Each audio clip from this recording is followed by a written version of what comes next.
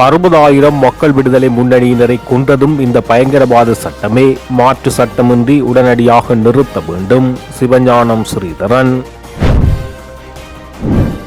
மிகவும் ஆபத்தான கட்டத்தில் இலங்கை, நிபுணர்கள் விடுத்துள்ள எச்சரிக்கை. ஈஸ்டர் குண்டு தாக்குதல் குறித்து ரபு ஹக்கீம் ஏன் பயப்பட வேண்டும்? எழுப்பப்படும் கேள்வி. செம்மணி புதைகுழி உண்மைகள் தெற்கின் மனசாட்சியை தட்டி எழுப்ப வேண்டும். அருத்தந்தை மா சக்திவேல். 1001 நாட்களை கடந்து முன்னெடுக்கப்பட்டு வரும் போராட்டம், கவலை தெரிவிக்கும் மக்கள். வெளிநாட்டில் இருந்து நாடு கடத்தப்பட்ட 2 பாதாள உலக உறுப்பினர்கள். மனித உயிர்களை அழித்தவர்களுக்கு சமூகத்தில் இடமில்லை, கர்தினால் அறிவிப்பு. மாகாண சபை தேர்தலுக்கு புதிய சட்டம், 4 மாற்று வழிகளுடன் பாராளுமன்றத்தை நாடுகிறது தெரிவுக்குழு. ஜக்ரானை உருவாக்கிய சிந்தனைகள் இன்னும் நாட்டில் செயற்படுகின்றது, ஞானசார தேரர் குற்றச்சாட்டு. பளை பிரதேச சபையில் நிறைவேற்றப்பட்டுள்ள புதிய பிரேரணை.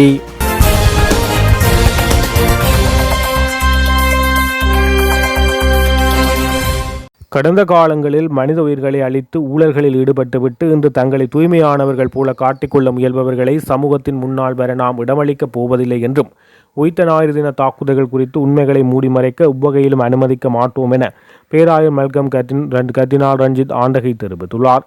கொழும்பு கொச்சிக்கடை புனித அந்தோனிய திருத்தல திருவிழாவை முன்னிட்டு நடைபெற்ற விசேட ஆராதனையின் போது அவர் இதனை தெரிவித்தார். 2024 ஆண்டு செப்டம்பர் ஆட்சி மாற்றத்தின் பின்னர் புதிய ஜனாதிபதி தங்களை சந்தித்த போது இக்குற்றத்தின் உண்மைகள் ஒருபோதும் மறைக்கவிட மாட்டேன் என வாக்குறுதி அளித்தார். அதற்கமைய தற்போதைய விசாரணைகள் புத்துயிர் பெற்றுள்ளதாக பேராயர் குறிப்பிட்டுள்ளார். அத்தோடு இந்த தாக்குதலுக்கு பின்னால் அரசியல் சதித்திட்டம் ஒன்று இருந்தமைக்கான உறுதியான சான்றுகள் நீதிமன்றத்தில் முன்வைக்கப்பட்டு வருவதாக புலனாய்வு பிரிவினர் தெரிவித்துள்ளதாக குறிப்பிட்ட பேராயர், அந்த அதிகாரத்தில் இருந்தவர்கள் மூடி மறைத்த விடயங்கள் இன்று வெளிச்சத்துக்கு வந்து கொண்டிருக்கின்றது என தெரிவித்துள்ளார். 60,000 மக்கள் விடுதலை முன்னணியினரை கொன்றதும் இந்த பயங்கரவாத தடை சட்டமே, மாற்று சட்டமின்றி உடனடியாக இதனை நிறுத்த வேண்டும் என பாராளுமன்ற உறுப்பினர் சிவஞானம் ஸ்ரீதரன் தெரிவித்துள்ளார். சிவஞானம் ஸ்ரீதரன் கிளிநொச்சி கண்டாவளை பகுதியில் இடம்பெற்ற நிகழ்வொன்றை தொடர்ந்து ஊடகவியலாளர்களின் கேள்விக்கு பதிலளிக்கும் போது அவர் இவ்வாறு தெரிவித்தார். பயங்கரவாத தடை சட்டத்தில் கைது செய்யப்பட்ட பாடகர் தொடர்பாகவும் உயிர்த்த ஞாயிறு தாக்குதல் தொடர்பாக அரசாங்கம் மேற்கொண்டுள்ள விசாரணைகள் தொடர்பாகவும் அவர் இதன்போது கருத்து தெரிவித்தார். கிளிநொச்சி மாவட்டம் உதயநகர் கிழக்கைச் சேர்ந்த கணேஷ்குமார் சங்கீத்சன் என்கிற சொல்லிசை பாடகர் பயங்கரவாத தடை சட்டத்திற்கு கைது செய்யப்பட்டு மிகவும் துயரங்கள் துன்பங்களை அனுபவித்து அந்த சட்டம் மாற்றப்பட்டு ஒரு சாதாரண சட்டத்தின் கீழ் இன்று அவர் விடுதலை செய்யப்பட்டிருக்கிறார். அவருடைய விடுதலைக்காக தமிழர்களுடைய தாயகத்திலே திரண்ட மக்கள், புலம்பெயர் நாடுகளிலே திரண்ட மக்கள் எல்லோருடைய கூட்டு முயற்சியும் ஒரு மிக முக்கியத்துவமான பங்களிப்பாக இருந்தது. மக்கள் திரட்சியும் மக்களுடைய கோரிக்கைகளும் செவிசாய்க்க வேண்டிய நிலைமை அரசாங்கத்துக்கு ஏற்பட்டிருந்தது. அந்த வகையில் அரசாங்கம் அதனை சரியாக ஆராய்ந்து அவருடைய விடுதலைக்கான உறுதுணையை வழங்கியமைக்காக நான் முதலில் இந்த நாட்டினுடைய தலைமைக்கு நன்றிகளை தெரிவித்துக் கொள்கிறேன். குறிப்பாக நான் இந்த விடயம் தொடர்பிலே கடந்த ஞாயிற்றுக்கிழமை சங்கீத்சன் அவர்களை நான் சிறைச்சாலையில் சென்று பார்வையிட்டிருந்தேன். ஞாயிற்றுக்கிழமை நாங்கள் ஜனாதிபதி அவர்களுக்கு நான் எழுத்து மூலமாக ஒரு கடிதத்தையும் வழங்கியிருந்தேன். திங்கட்கிழமை நான் அவரை சென்று பார்வையிட்டிருந்தேன். செவ்வாய்க்கிழமையும் நான் முயற்சி செய்து புதன்கிழமை ஜனாதிபதியோடும் தொலைபேசி மூலமாக நேரடியாக பேசியிருந்தேன். அவருடைய பேச்சின் பொழுது அவர் சொன்னார், இல்லை, அவர் பிணை வழங்குவதற்கான அனைத்து நடவடிக்கைகளும் எடுக்கப்பட்டிருக்கிறது, நீங்கள் அவர் பிணையிலே எடுக்கலாம், நாளை அல்லது நாளை மறுதினம் எடுக்க முடியும் என்று அவர் புதன்கிழமை குறிப்பிட்டிருந்தார். அதே போல செவ்வாய்க்கிழமை பாராளுமன்றத்தினுடைய கேண்டீனிலே வைத்து நான் வெளிநாட்டுத்துறை அமைச்சர் விகிதகீரத்தரோடும் இந்த விடயம் பற்றி பேசியிருந்தேன். அதே போல கடந்த புதன்கிழமை ஜனாதிபதியோடு பேசிய பிற்பாடு மீன்பிடித்துறை மீன்வளத்துறை அமைச்சர் சந்திரசேகரன் அவர்களோடும் பாராளுமன்ற உறுப்பினர் இளங்குவனோடும் கூட நான் பேசியிருந்தேன். தொடர்ச்சியாக பலரோடும் நாங்கள் இந்த விடயம் தொடர்பிலே பேசியிருந்தோம். காரணம், பயங்கரவாத தடை சட்டம் என்பது மிக கொடூரமானது, கொடுமையானது. அந்த சட்டத்தினூடாகவே ஜேவிபியினுடைய உறுப்பினர்கள் கூட 60,000க்கும் மேற்பட்டவர்கள் இந்த மண்ணிலே கொல்லப்பட்டிருக்கிறார்கள். எங்களுடைய மக்கள் 4 லட்சத்துக்கும் மேற்பட்ட மக்கள் செத்திருக்கிறார்கள். பல ஆயிரக்கணக்கான போராளிகளை மக்களை நாங்கள் இழந்திருக்கிறோம். அந்த சட்டம் இப்பொழுதும் எங்கள் மீது பாய்ந்து கொண்டே இருக்கிறது. சொல்லிசை பாடகர் பாடியதற்காக அவர் பயங்கரவாத தடைச்சட்டத்தின் கீழ் கைது செய்யப்பட்டமை மிக மிக மோசமானது. இதனை நான் பாராளுமன்றத்திலும் கடந்த செவ்வாய்க்கிழமை உரையாற்றியிருந்தேன். அந்த விடயங்களை பற்றி குறிப்பிட்டிருந்தேன்.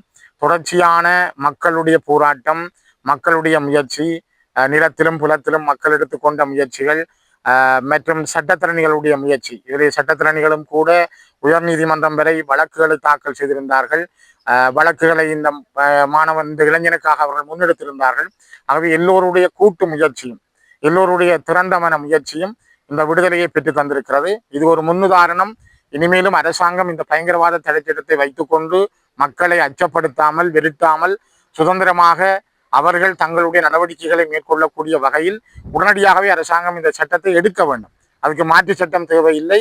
பயங்கரவாத தடைச்சட்டத்தை நீக்குவோம் என்று சொன்னவர்கள் நீக்க வேண்டும். இந்த அரசு உடனே செய்ய வேண்டும் என்பதைத்தான் நாங்கள் மீண்டும் இந்த இடத்துல வலியுறுத்துகிறோம். சார், தற்பொழுது உயிர்த்த தாக்குதலுடைய பிரதான சூத்திரதாரி சுரேஷ் சலோமை அரசாங்கம் இது விசாரணைக்கு உட்படுத்தி இது உயிர்த்த தாக்குதலுடைய சூத்திரதாரியை காணும் முயற்சியில் ஈடுபட்டுக் கொண்டு அதை நீங்க எப்படி பாக்குறீங்களா? அரசாங்கத்தின் நடவடிக்கை உயிர்த்த ஞாயிறு தாக்குதலில் யார் காரணகர்த்தாக்களாக இருந்தார்களோ அவர்கள் கைது செய்யப்பட்டு சட்டத்தின் முன் நிறுத்தப்பட வேண்டும் என்பதில் யாருக்கும் மாற்று கருத்தில்லை. இந்த நாட்டிலே ஒரு இனத்தை, ஒரு சமூகத்தை, ஒரு மக்களை எவ்வாறு கொன்றொழிக்கலாம் என்பதை அவர்கள் கையாண்டிருக்கிறார்கள். குறிப்பாக அது யாராக சுரேஷ் இருந்தாலும் கூட அவர்கள் கொன்றது தமிழ் மக்களை, அதற்கு கருவியாக பயன்படுத்தியது முஸ்லிம் மக்களை. மிகப்பெரிய அளவிலே அந்த உயிர்த்த ஞாயிறு தாக்குதலில் இறந்து போனவர்கள் தமிழ் மக்கள். ஆகவே தமிழ் மக்களை ஏதோ ஒரு வகையிலே அழிப்பதற்காக கோட்டபாய ராஜபக்சவும் அவரோடு இணைந்தவர்களும் கடும் முயற்சிகளை மேற்கொண்டிருந்திருக்கிறார்கள் என்பதை இந்த கடந்த கால நடவடிக்கைகள் அல்லது இந்த விடயங்கள் எங்களுக்கு வெளிப்படுத்துகின்றன. ஆகவே அரசாங்கம் நீதியானதாக, நியாயமானதாக இருக்கிறது என்றால் சட்டத்தையும் சரியான முறையில் பயன்படுத்துகிறது, பாதிக்கப்பட்ட மக்களுக்கு நீதி வழங்க தயாராக இருக்கிறது என்றால் இந்த சுரேசாலை அவர்களுடைய நடவடிக்கை தொடர்பிலும் ஏனைய விடயங்கள் தொடர்பிலும், குறிப்பாக உயிர்த்த ஞாயிறு தாக்குதல் தொடர்பிலே உடனடி நீதியை நிலைநிறுத்த வேண்டும். அதற்கான பயம் இருக்க வேண்டிய அவசியம் இல்லை. அதனை எதிர்க்கிறவர்கள் அல்லது போராடுகின்றவர்கள் அல்லது அதற்காக வெளியிலே போராட்டங்களை நடத்துகின்றவர்களை பார்த்து தயங்க வேண்டிய அவசியம் இல்லை. தயவு தாட்சண்யமின்றி நீதி வழங்க வேண்டிய கடமை அரசாங்கத்துக்குரியது, நீதித்துறைக்குரியது. அதனை அவர்கள் சரியாக செய்ய வேண்டும் என்பதையே நாங்கள் எதிர்பார்க்கிறோம். குறிப்பாக குருந்தூர் மலைக்கு வழங்கப்பட்ட தீர்ப்பு போலவோ அல்லது அங்கே நடைபெறுகின்ற சட்டத்துக்கு முரணான நடவடிக்கைகள் தொடர்பாகவோ அல்லது நீதவான்கள் இந்த நாட்டை விட்டு ஓடக்கூடிய வகையில் அரசாங்கத்தினுடைய நடவடிக்கைகள் அமையக்கூடாது. நீதி எல்லோருக்கும் சமமானது, சட்டம் எல்லோருக்கும் சமமானது. அது புத்தபிக்கு ஒரு வகையானதும் மக்களுக்கு இன்னொரு வகையானதும் அல்ல. ஆகவே சட்டத்தினுடைய சமநிலையை சரியாக பேணி நீதியை வெளியிலே கொண்டு வர வேண்டும் என்பதை மீண்டும் வலியுறுத்துகிறோம்.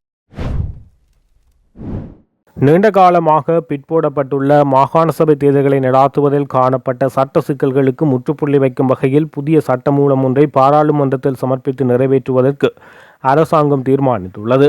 சட்டமா அதிபர் திணைக்களம் வழங்கிய ஆலோசனைகள் மற்றும் பரிந்துரைகளின் அடிப்படையில் தேர்தல் முறைமை குறித்து தீர்மானிக்கும் தெரிவுக்குழுவின் இறுதி அறிக்கை பாராளுமன்றத்தில் விரைவில் சமர்ப்பிக்க நடவடிக்கை எடுக்கப்பட்டுள்ளதாக அதன் தலைவர் அமைச்சர் விஜயஹேர தெரிவித்தார். மாகாண சபை தேர்தலை நடாத்துவதற்கு தற்போதுள்ள சட்ட ரீதியான தடைகள் மற்றும் அதற்கான தீர்வுகள் குறித்து ஆராயும் பாராளுமன்ற விசேட தெரிவுக்குழு அண்மையில் கூடிய போது இந்த முக்கிய தீர்மானம் எடுக்கப்பட்டுள்ளது. தெரிவுக்குழுவின் அடுத்த கட்டம் மாகாண சபை தேர்தல் சட்டத்தின் 3U14 பிரிவின் கீழ் எல்லை நிர்ணய ஆய்வுக்குழு தனது அறிக்கையை குறிப்பிட்ட காலக்கெடுவுக்குள் சமர்ப்பிக்க தவறியதால் தற்போதைய தேர்தல் முறைமையில் சட்ட முட்டுக்கட்டு ஏற்பட்டுள்ளதாக சட்டமா அதிபர் திணைக்களம் தெரிவுக்குழுவுக்கு சுட்டிக்காட்டியுள்ளது. நிர்வாக ரீதியான நடவடிக்கைகள் மூலமோ அல்லது சட்டத்துக்கு சாதாரண விளக்கம் அளிப்பதன் மூலமாகவோ இந்த தீர்வு காண முடியாது என தெரிவித்துள்ள சட்டமா அதிபர் இந்த முட்டுக்கட்டையை உடைக்க 4 மாற்று வழிகளில் பாராளுமன்ற தெரிவுக்குழுவின் பரிசீலனைக்கு முன்வைத்துள்ளார். இலங்கை மீண்டும் ஒரு பொருளாதார நெருக்கடியை நோக்கி நகர்ந்து கொண்டிருப்பதாக நிதி மற்றும் பொருளாதார நிபுணர்கள் எச்சரிக்கை விடுத்துள்ளனர். அதற்கான பல அறிகுறிகள் தற்போதைய பொருளாதார நடவடிக்கைகளில் தென்பட தொடங்கியுள்ளதாக நிபுணர்கள் சுட்டிக்காட்டியுள்ளனர்.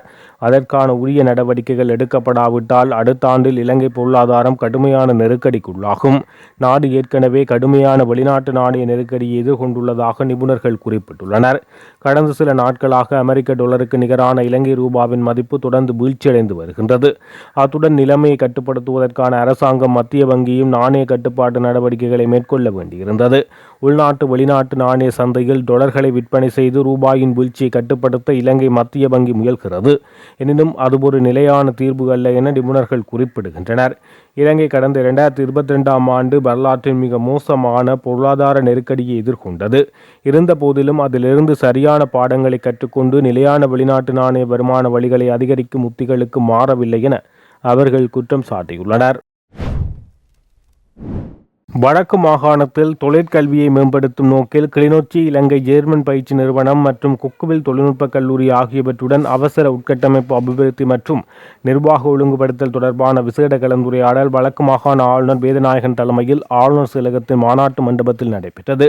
கிளிநொச்சியில் அமைந்துள்ள இலங்கை ஜேர்மன் பயிற்சி நிறுவனத்தின் தங்குமிட விடுதி கட்டுமான வேலைகள் இந்த ஆண்டு இறுதிக்குள் பூர்த்தி செய்ய கூட்டத்தில் உறுதி வழங்கப்பட்டது. தற்போது அனைத்து சமூகங்களையும் சேர்ந்த 800 மாணவர்கள் கல்வி பயிலும் இந்த நிறுவனம் வடக்கு மாகாண மாணவர்களுக்கு கிடைத்த மிகப்பெரிய சொத்து என குறிப்பிட்ட ஆளுநர், இங்கு ஏனைய பிரதேசங்களைச் சேர்ந்த மாணவர்களும் கல்வி கற்பதால் இந்நிறுவனத்தை வலுப்படுத்தி முழுமையாக இயங்க செய்வது அனைவரது பொறுப்பு என வலியுறுத்தினார். தொழில் சந்தையில் நவீன தேவைகளுக்கேற்ப மெக்ட்ரானிக்ஸ் மற்றும் தகவல் தொடர்பாடல் தொழில்நுட்பம் ஆகிய துறைகளில் தேசிய தொழிற்தகமை மட்டம் 4, 5 மற்றும் 6 கற்கை நெறிகளை ஆரம்பிப்பது குறித்தும் இதன்போது ஆராயப்பட்டது. NBQ 5 மற்றும் 6 கற்கைகளுக்கான இலங்கை 3ஆம் நிலை மற்றும் தொழிற்கல்வி ஆணைக்குழுவின் அனுமதிக்காக காத்திருப்பதாக தெரிவிக்கப்பட்ட நிலையில் அதனை துரிதமாக பெற்று கற்கைகளை ஆரம்பிக்க முழுமையான ஒத்துழைப்பை வழங்குமாறு ஆளுநர் கேட்டுக்கொண்டுள்ளார். இலங்கையில் ஒழுங்கமைக்கப்பட்ட குற்றங்கள் மற்றும் போதைப்பொருள் கடத்தல்களில் ஈடுபடும் பாதாள உலக குழு உறுப்பினர்கள் அமீரகத்தின் அபுதாபியில் இருந்து நாடு கடத்தப்பட்டுள்ளனர். மோதர நிபுண என்பவரின் சகோதரர் மற்றும் புலுமண்டல் சங்கா ஆகிய 2 குற்றவாளிகளே இவ்வாறு நாட்டுக்கு அழைத்து வரப்பட்டுள்ளனர். பலத்த பாதுகாப்புடன் சந்தேக நபர்கள் இருவரும் நேற்றிரவு நாட்டுக்கு அழைத்து வரப்பட்டனர். இவர்கள் ஐக்கிய அரபு அமீரகத்தின் அபுதாபியில் தங்கியிருந்த போது அந்நாட்டு பாதுகாப்பு பிரிவினரால் கைது செய்யப்பட்டு பின்னர் அங்கிருந்து நாடு கடத்தப்பட்டுள்ளனர். மத்திய கிழக்கு போரின் போது ஈரான் தாக்குதல்களுக்கு பயன்படுத்திய ரோன் விமானங்கள் மற்றும் ஏவுகணைகளின் புகைப்படங்கள் மற்றும் காணொளிகளை தங்களது கைபேசிகளில் வைத்திருந்த குற்றத்துக்காக அந்நாட்டு பாதுகாப்பு பிரிவினரால் கைது செய்யப்பட்டு சிறையில் அடைக்கப்பட்டனர். இதன் பின்னர் அவர்கள் இலங்கைக்கு நாடு கடத்தப்பட்டனர். நாட்டுக்கு அழைத்து வரப்பட்ட சந்தேக நபர்கள் இருவரையும் விமான நிலைய குற்றப்புலனாய்வு திணைக்கள அதிகாரிகள் கைது செய்து அவர்களிடம் விரிவான வாக்குமூலங்களை பதிவு செய்த பின்னர் மோதர சத்துர கொழும்பு நாரகன்பட்டியாவில் உள்ள மத்திய குற்றப்புலனாய்வு பணியகத்துக்கு அழைத்து செல்லப்பட்டுள்ளார். அதேபோல் புலுமண்டல சங்கா என்பவரிடம் விமான நிலைய குற்றப்புலனாய்வு திணைக்கள அதிகாரிகள் தொடர்ந்து தடுத்து வைத்து வாக்குமூலங்களை பதிவு செய்து வருவதாக தெரிவிக்கப்படுகிறது. தங்களது வாழ்வாதார பிரச்சினைகளுக்கு தீர்வு கிடைக்கும் என்ற நம்பிக்கையில் தொடர்ந்து போராடி வரும் தங்களுக்கு அரசாங்கமும் அதிகாரிகளும் வாய்மொழி வாக்குறுதிகளை மட்டும் வழங்கி ஏமாற்றி வருவதாக மயிலத்தமடு மாதவனை பண்ணையாளர்கள் கவலை தெரிவித்துள்ளனர்.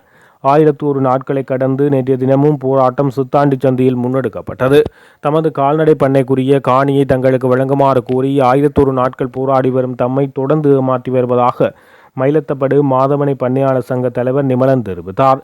மட்டக்களப்பு மாவட்டத்துக்குள் வருகை தந்த ஜனாதிபதி அவர்கள் மேய்ச்சல் தரைக்காக 1570 ஏக்கர் நிலத்தை விடுவிப்பதாக உறுதியளித்தார்.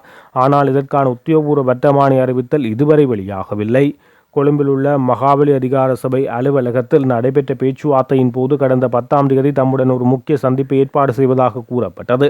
இந்த கூட்டத்தில் மேய்ச்சல் தரைக்கு எவ்வளவு நிலம் ஒதுக்குவது, எங்கு ஒதுக்குவது என்பது குறித்து ஆலோசிக்கப்பட இருந்தது. ஆனால் திட்டமிடப்பட்டபடி அந்த சந்திப்பு நடைபெறவில்லை. கால்நடைகளின் குடிநீர் தேவையை பூர்த்தி செய்ய குளங்களை அமைத்து தருவதாகவும் பாதைகளை சீரமைத்து தருவதாகவும் அதிகாரிகள் உறுதியளித்து சென்ற போதிலும் இன்று வரை எந்தவொரு பணியும் ஆரம்பிக்கப்படவில்லை.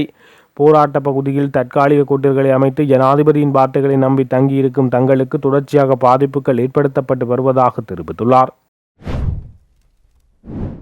உயிர்த்த தாக்குதலின் பின்னணியில் இருந்த இஸ்லாமிய தீவிரவாதத்தின் உண்மையான வேர்கள் இன்னும் நாட்டுக்குள் செயற்பட்டு வருகின்றன. சஹ்ரான் காசிமை உருவாக்கிய சிந்தனை மற்றும் கொள்கை அடித்தளங்கள் அளிக்கப்படாமல் தொடர்ந்தும் வளர்ச்சியடைந்து வருவதாக பொதுபல சேனா அமைப்பின் பொதுச் செயலாளர் கலகுடாத்தி ஞானசார தேரர் குற்றம் சாட்டியுள்ளார்.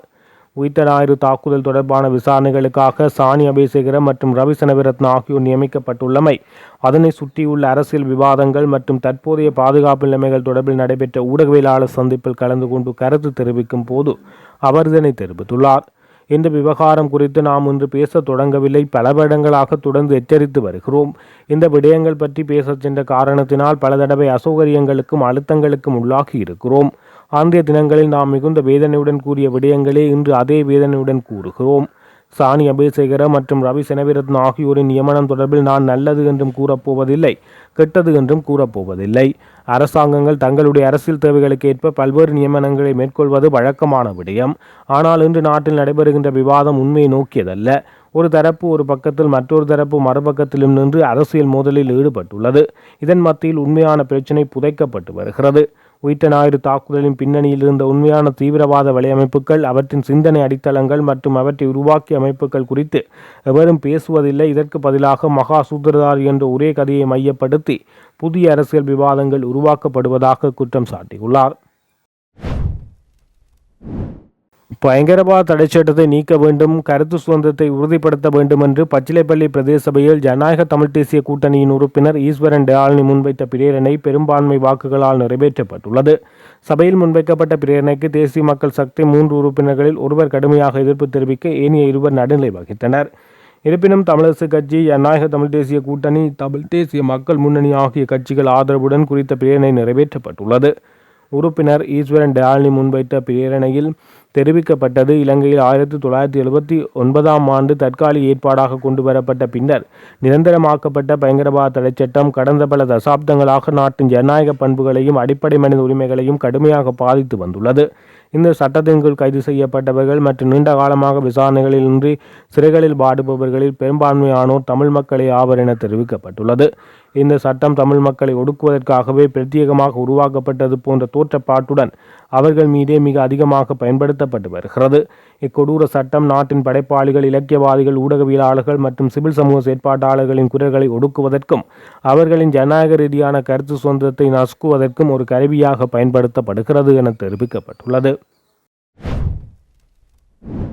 ஈஸ்டர் குண்டு தாக்குதலை திட்டமிட்டது யார் என்பது இப்போது வெளிச்சத்துக்கு வந்து கொண்டிருக்கிறது. இந்த விசாரணை குறித்து ரபூப் ஹக்கீம் ஏன் பயப்பட வேண்டும் என திருகோணமலை மாவட்ட பாராளுமன்ற உறுப்பினர் ரொசான் அக்மீமன் கேள்வி எழுப்பியுள்ளார். டித்வா புயலால் வீடுகள் பாதிக்கப்பட்ட கிண்ணியா பிரதேச மக்களுக்கு வீடுகளை மீண்டும் நிர்மாணிப்பதற்கான நிதியுதவி வழங்கும் நிகழ்வு நேற்று கிண்ணியா பிரதேச செயலகத்தில் நடைபெற்றது. இந்த நிகழ்வில் கலந்து கொண்டு பயனாளிகளுக்கு காசோலைகளை வழங்கி வைத்த பின்னர் ஊடகங்களுக்கு கருத்து தெரிவிக்கும் போது அவர் இவ்வாறு தெரிவித்தார். ஆரம்ப காலத்தில் ஈஸ்டர் குண்டு தாக்குதலின் சூத்திரதாரிகள் அடையாளம் காணப்பட வேண்டும், அவர்களுக்கு சட்ட ரீதியாக தண்டனை வழங்கப்பட வேண்டும் என தொடர்ந்து குரல் கொடுத்து வந்தார் ரபூப் ஹக்கீம். ஆனால் இப்போது விசாரணைகள் தீவிரப்படுத்தப்பட்டுள்ள நிலையில் அவரேன் அச்சம் கொள்ள வேண்டும்? இப்போது தேசிய மக்கள் சக்தி அரசாங்கத்தின் மீது மக்கள் பலத்த நம்பிக்கை வைத்திருக்கிறார்கள். ஈஸ்டர் குண்டு தாக்குதலின் சூத்திரதாரிகள் கண்டுபிடிக்கப்பட வேண்டும் என்பதில் இந்த அரசாங்கம் உறுதியாக இருக்கிறது. ஆனால் இவர்களோ பயப்படுகிறார்கள். உண்மை வெளிப்படுமாக இருந்தால் இவர்களுடைய அரசியல் வாழ்க்கை முற்றுப்பெறும் என்பதற்காகவே இவர்கள் அனைவரும் அஞ்சுகிறார்கள். எனவே இந்த விடயம் குறித்து மக்கள் உன்னிப்பாக அவதானித்துக் கொண்டிருக்கிறார்கள். ஆட்சி அதிகாரத்தை கைப்பற்றும் நோக்கிலேயே இந்த ஈஸ்டர் தாக்குதல் நடத்தப்பட்டிருக்கிறது என்பதை மக்கள் இன்றும் ஆழமாக நம்பிக்கொண்டிருக்கிறார்கள். எனவே மக்களை இனிமேலும் மதவாதத்தையோ இனவாதத்தையோ கையில் எடுத்து அரசியல் செய்யும் எவரும் ஏமாற்ற முடியாது. கடந்த காலத்தில் இருந்த எந்த ஒரு அரசாங்கமும் இந்த தாக்குதல் குறித்து முறையான விசாரணை நடத்துவதற்கு அக்கறையோ கரிசனையோ காட்டவில்லை. ஏனென்றால் இதில் சம்பந்தப்பட்டவர்கள் அந்த 2 பிரதான கட்சிகளிலுமே இருக்கிறார்கள். ஆனால் தற்போதைய அரசாங்கம் மக்களுக்கான அரசாங்கம், மக்களின் தேவைகளை நிறைவேற்ற வந்த அரசாங்கம். எனவேதான் நாம் தூய இதய சுத்தியோடு இந்த ஈஸ்டர் தாக்குதல் குறித்த விசாரணைகளை ஆரம்பித்திருக்கிறோம். நிச்சயம் உண்மை வெளிவரும். ஒருபோதும் இந்த விசாரணை நிறுத்தப்பட மாட்டாது என தெரிவித்துள்ளார். செம்மணி மனித புதைகுழி அகழ்வு பணிகளில் வெளிவரும் மனித எச்சங்களும் குழந்தைகளின் பாவனை பொருட்களும் இலங்கையில் இடம்பெற்ற இன அழிப்பு மற்றும் மனித உரிமை மீறல்களின் கொடூர உண்மைகளை வெளிச்சமிட்டு காட்டுகின்றது என சமூக நீதிக்கான செயற்பாட்டாளரும் அரசியல் கைதிகளை விடுதலை செய்வதற்கான தேசிய அமைப்பின் இணைப்பாளருமான அருத்தந்தை மா சக்திவேல் தெரிவித்துள்ளார். அவர் நேற்று வெளியிட்டுள்ள ஊடக அறிக்கையில் இவ்வாறு தெரிவித்தார்.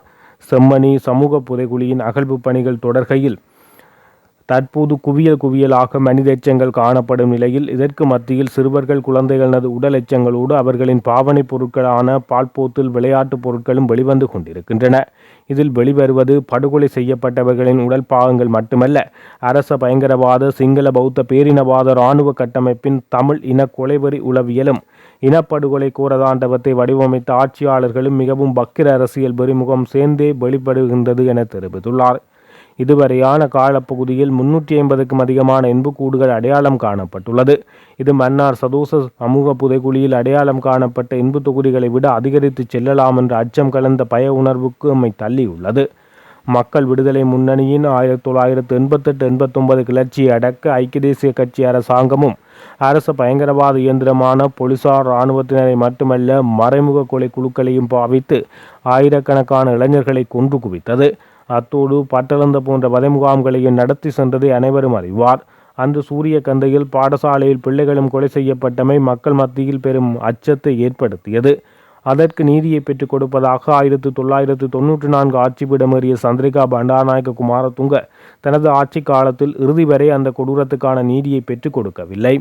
இதற்கு நீதியை பெற்றுக் கொடுப்பதாக சந்திரிகா அரசாங்கத்துக்கு முழு ஆதரவையும் கொடுத்த மக்கள் விடுதலை முன்னணி தங்கள் அமைப்பின் உறுப்பினர்களுக்கு எதிராக நிகழ்த்தப்பட்ட கொடூரத்துக்கு சந்திரிகா கொடுத்த பகிரங்க வாக்குறுதியை நிறைவேற்றுமாறும் நீதியை பெற்றுத்தருமாறும் கேட்கவில்லை.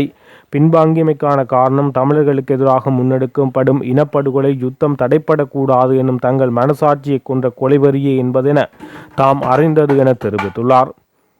சந்திரிகா பண்டாரநாயக்கவை தொடர்ந்து 1988-89 காலப்பகுதியில் நடந்த கொடூரத்தையும் மனித உரிமை மீறல்களையும் அறிக்கையாக தயாரித்து ஊடகவியலாளர் திசநாயகம் தயாரித்து கொடுத்த ஜெனீவா மனித உரிமை ஆணையம் நோக்கி ஓடிய மஹிந்த ராஜபக்சவின் பதவி காலத்தில் தாம் தயாரித்த 88-89 காலப்பகுதி கொடூரத்தின் அறிக்கையை திரும்பி பார்க்கவில்லை என்பது மட்டுமல்ல, அரச பயங்கரவாதம் தமிழர்களுக்கு எதிராக முன்னெடுக்கும் இனப்படுகொலை யுத்தம் தடைப்படும் என்பதற்காக மக்கள் விடுதலை முன்னணியும் அதற்கான இத்தகைய அழுத்தத்தையும் கொடுக்கவில்லை என தெரிவித்துள்ளார்.